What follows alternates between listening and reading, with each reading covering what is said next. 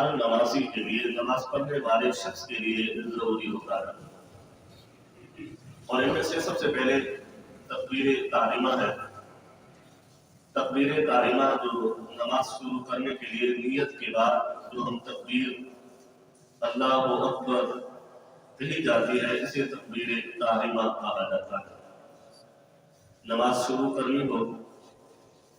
تو ہاتھوں کو کانوں تک اٹھائے ہے، اٹھانے کے بعد اب جو تکبیر کہی جا رہی ہے اسی تکبیر کو تکبیر تحریمہ کہا جاتا ہے۔ اور جن نمازوں میں قیام فرض ہے تو ان میں تکبیر تحریمہ کے لیے بھی قیام فرض ہے، تو لازمی ہے کہ بندے کا جو نماز جو فرائض ادا کر رہا ہے اس میں دیکھا جائے گا کہ قیام کرنا فرض ہے یا فرض نہیں ہے۔ اگر قیام کرنا فرض ہے تو تکبیر تحریمہ کا بھی کھڑے ہو کر کہنا فرض ہو جائے گا۔ اور امام کے پیچھے نماز پڑھنے آیا ہے، جماعت کے ساتھ ملنا ہے، تو دیکھا امام جو ہے وہ رکوع میں ہے، تو آتے ہی مقتدی نے تکبیر تحریمہ کہنا ہے، تو تکبیر تحریمہ کا جو آخری لفظ ہے تو وہ وہاں پر جا کر ختم ہوا کہ جہاں پر بندہ رکوع پر پہنچ چکا ہو، تو ایسی صورت میں اس شخص کی نماز نہیں ہوتی۔ امام رکوع میں تھا، مقتدی آیا اور جماعت میں ملنا ہے، تو پہلا جو تکبیر تحریمہ اس نے کانوں تک ہاتھ لگا کے امام کے ساتھ ملنا تھا، تو وہ ہاتھ بھی باندھے ابھی تکبیر چل رہی تھی، اللہ اکبر کی بات جو ہے وہ اس وقت ختم کی کہ ہاتھ باندھ کر رکوع پر بھی پہنچ چکا تھا، تو ایسی صورت میں اس شخص کی نماز فاسد ہو جائے گی، نماز نہیں ہوگی، کیونکہ تکبیر تحریمہ قیام میں کھڑے ہو کر ہی اسے مکمل کرنا تھا، اور اس نے کھڑے ہو کر مکمل نہیں کیا بلکہ رکوع پر پہنچ کر پھر جا کر مکمل کیا۔ اس وجہ سے اس شخص کی تکبیر تحریمہ میں قیام فرض تھا، کھڑے ہو کر اس نے تکبیر کہنی تھی، تو اس وقت کھڑے ہو کر نہیں کہی بلکہ رکعت کو پانے کے چکر میں وہی تکبیر رکوع تک چلی گئی، تو اس وجہ سے نماز اس کی فاسد ہو جائے گی۔ یہ ضروری ہے ان مسائل کا خیال رکھنا۔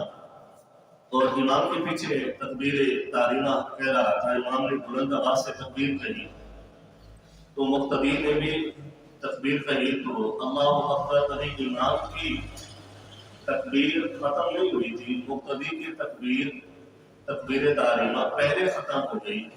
تو اس صورت میں بھی مقتدی کی نماز نہیں ہوگی، کیونکہ اس نے نماز سے پہلے ہی اپنی تکبیر کو، امام کی تکبیر سے پہلے ہی اپنی تکبیر کو ختم کر چکا تھا، اس وجہ سے اس کی نماز بھی فاسد ہو جائے گی۔ اب امام کے ساتھ نماز پڑھ رہا ہے، تکبیر تحریمہ کی بات ہو رہی ہے کہ تکبیر تحریمہ میں امام نے بلند آواز سے تکبیر کہی اور مقتدی بھی امام کے ساتھ تکبیر کہتا ہے، لیکن ابھی امام کی تکبیر کے الفاظ ابھی باقی ہے، تکبیر ختم نہیں ہوئی، لیکن مقتدی کی تکبیر پہلے ہی ختم ہو چکی تھی، تو اس صورت میں اس مقتدی کی نماز امام کے ساتھ صحیح نہیں ہوگی بلکہ وہ نماز فاسد ہو جائے گی۔ اور اسی طرح سے ہمیں ان چیزوں کا خیال رکھنا ضروری ہوتا ہے۔ تو اگر کوئی شخص تکبیر کہتے ہوئے چاہے وہ منفرد اکیلا نماز پڑھ رہا ہے تو تکبیر کے الفاظوں کو بھی دیکھنا ہے کہ تکبیر کے الفاظوں کو کس انداز سے ادا کر رہا ہے، کہ ان کے الفاظوں کا صحیح انداز سے ادا کرنا بھی ضروری ہوتا ہے۔ بسا اوقات اللہ اکبر لفظ اللہ ہے، اس سے پہلے حمزہ موجود ہے، اگر اس حمزے کو کھینچ کر تکبیر کہی تو بھی نماز نہیں ہوگی۔ اسی انداز سے اکبر میں حمزہ موجود ہے، اس حمزے کو زیادہ کھینچ کر اکبر کہا تو بھی اس کی تکبیر نہیں ہوگی۔ اسی طرح لفظ با ہے، با کو اکبر میں با کو کھینچا اکبر کہا تو بھی اس بندے کی تکبیر صحیح نہیں ہوگی، کیونکہ اس انداز سے لفظ اللہ اکبر کا معنی تبدیل ہو جاتا ہے، جس کی وجہ سے اس بندے کی تکبیر تحریمہ صحیح نہیں ہوتی۔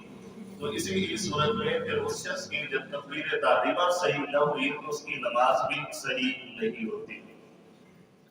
تو اس کے بعد دوسرا ہے قیام۔ قیام سے مراد یہ ہے کہ بندہ سیدھا کھڑا ہو اور کھڑے ہو کر اس کے ہاتھ اس کے گھٹنوں تک نہ پہنچے تو اس کو قیام کہا جاتا ہے۔ بسا اوقات کچھ لوگ بیماری کی وجہ سے کمر جھک جاتی ہے